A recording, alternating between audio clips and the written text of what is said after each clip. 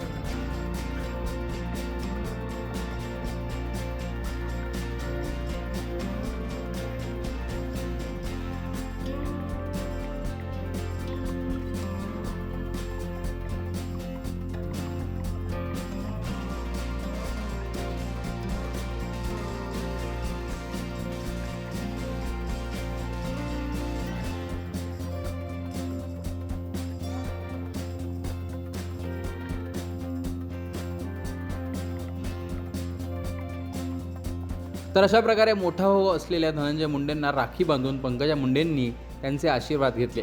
प्रीतम मुंडे, यशस्वी मुंडेंनीही त्यांना राखी बांधली. धनंजय मुंडेंनी बहिणींना गिफ्टही दिलं आणि मुंडेंचं रक्षाबंधन अशा प्रकारे साजरं झालं. याविषयी तुमचं मत कमेंट बॉक्समध्ये सांगा.